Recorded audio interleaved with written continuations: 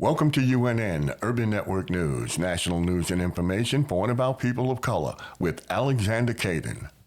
The man who tackled comedian Dave Chappelle on stage 2 years ago has sued the Hollywood Bowl and its security team, alleging negligent security and battery. Wait, the guy who tackled Dave Chappelle is suing the people who tackled him. Whatever. People are still doing anything they can to get Barney Willis removed from the Trump case in Georgia. A Georgia appeals court has agreed to review a lower court ruling, allowing the Fulton County District Attorney to continue to prosecute the election interference case she brought against former President Donald Trump. We think it's because she's got a real good case against him. Federal investigators said that 4 Delta Airline flight attendants abused their privileges as airline employees and smuggled millions of dollars of drug money out of New York City to the Dominican Republic. How, you may ask? Well, it was relatively easy for them. They just walked through the known crew member lane at John F. Kennedy International Airport in New York, which gives them fast and X-ray-free passage through security. Simple. Graduating students at historically black colleges and universities across the country are receiving well wishes via a video from Vice President Kamala Harris. Harris, a Howard University graduate and first HBCU graduate elected to the vice presidency, has been embraced by the tight-knit communities that surround many HBCUs since her time in national politics. Last year, she included HBCUs in a nationwide tour to rally young voters to fight for fundamental freedoms and rights. Harris's message to graduates comes as the White House faces intense criticism and protests on many college campuses from young voters over its handling of the Israel-Hamas war. And speaking of that war, Ohio's top lawyer has advised the state's public universities that a law written to deter Ku Klux Klan demonstrations could be used to impose felony charges on students who wear face coverings while protesting the war in Gaza. Deputies responding to a disturbance call at a Florida apartment complex possibly went to the wrong unit and fatally shot a black U.S. Air Force airman who was home alone. Here's the body camera footage.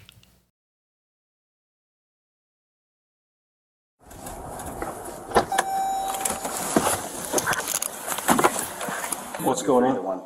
I'm not sure. I just was told to let her know if you guys come by. Okay.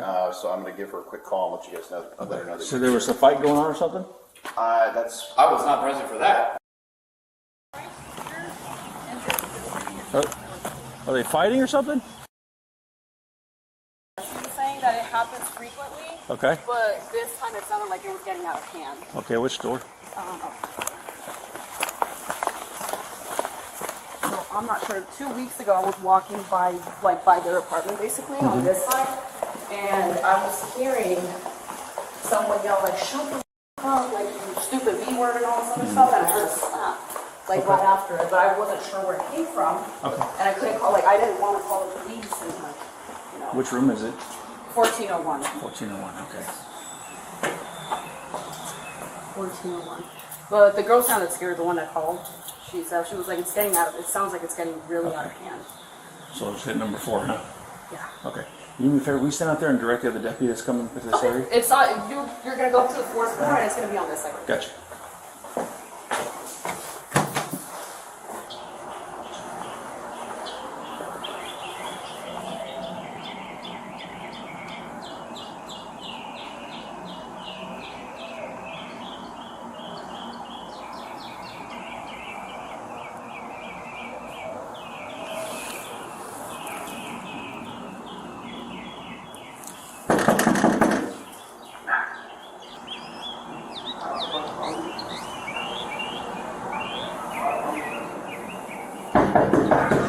Sheriff's office, open the door!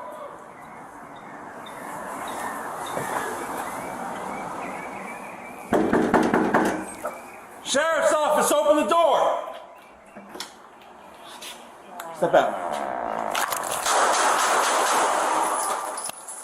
Drop the gun! Drop the gun! It's over there. Drop the gun! I don't have it. 312, shots fired. Suspect down. Do not move! 312, get EMS my location. There also could be additional scrutiny of this shooting because Okaloosa County Sheriff's Office is the same police department that employed a cop who in November shot at an unarmed and handcuffed black man after mistaking the sound of a falling acorn for a gunshot. And so did his female sergeant. Same police department. We hold our officers to a very high standard of service. And this particular time, we let the public down.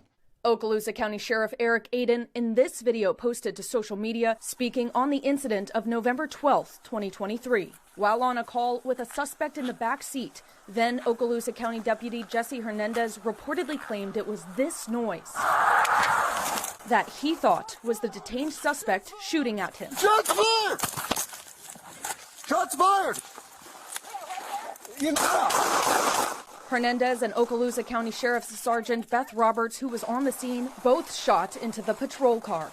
The detained person in the back seat was reportedly not physically injured. Officials say he was fully searched before he was put into the patrol car and after the incident, but he was found to be unarmed. The noise was reported to be an acorn.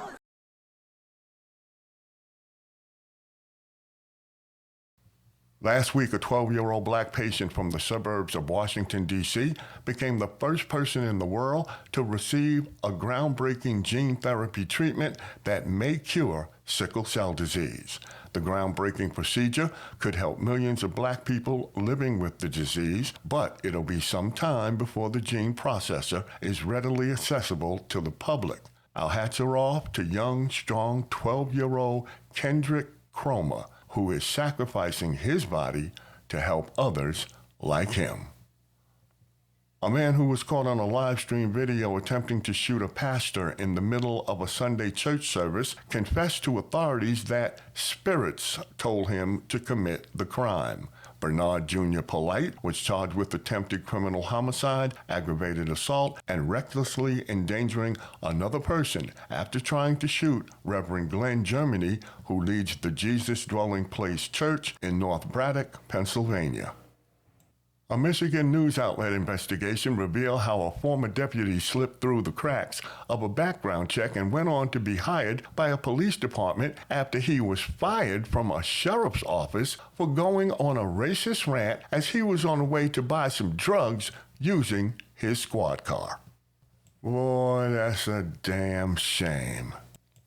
The Morgan County, Alabama Sheriff's Office arrested 18 people after a massive fraud investigation found over $2 million in losses. According to the Sheriff's Office, a local financial institution began showing a large amount of transfer fraud in 2023. Account information was obtained and then funds were transferred from the victim's account into other accounts. Those funds were then used through various means such as ATM withdrawals, in-store or online purchases, and, of course, Cash App. But I do see how they got caught. Look at how many people were involved, and police are still looking for some more. It's a shame how Hollywood will leave some black people out of the Oscars, and they don't want us to know this, but I believe the statue called an Oscar is probably named after a black man. His name was Oscar Mashaw. He was a black American author, film director, and independent producer of more than 44 films starting in 1918. The short-lived Lincoln Motion Picture Company was the first movie company owned and controlled by Mashaw. He's regarded as the first major African-American feature filmmaker, a prominent producer of race films, and has been described as the most successful African-American filmmaker in the first half of the 20th century. You've been watching UNN Urban Network News with Alexander Caden. Please like and subscribe to our YouTube channel, UITVN, Urban Internet TV News. Thanks for watching.